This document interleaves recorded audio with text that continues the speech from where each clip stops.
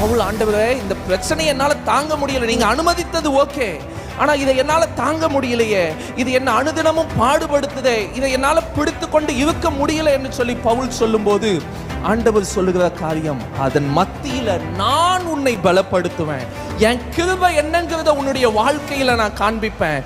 யோபுனுடைய வாழ்க்கையில அதுதானே நடந்துச்சு. ஓவர் நைட்ல யோபுனுடைய வாழ்க்கையில எல்லாமே அழிஞ்சு போச்சு. அவனுடைய சொத்துக்கள் அழிந்தது, பிள்ளைகள் மாண்டார்கள், மிருக ஜீவன்கள் மாண்டது, வேலைக்காரர்கள் மாண்டார்கள். ஓவர் நைட்ல யோபுனுடைய வாழ்க்கையில எல்லாமே அழிந்து போனது. அப்படிப்பட்ட நிலையிலும் அந்த யோபு கர்த்தரை மறுதலிக்கவில்லை. அது மட்டுமல்ல, யோபுனுடைய வாழ்க்கையில ஒரு சரீரத்துல ஒரு பெரிய கொப்பளமாக வந்து அவனுடைய சரீரம் முழுவதும் ஸ்கின் ப்ராப்ளம்னால பாதிக்கப்பட்டிருக்கிற அந்த சூழ்நிலையிலும் வேதம் சொல்லுது, கொட்டாங்குச்சியை எடுத்து தன்னுடைய உடலை சுரண்டி கொண்டிருக்கக்கூடிய அளவுக்கு அவனுடைய வியாதி அப்படியா இருந்தது.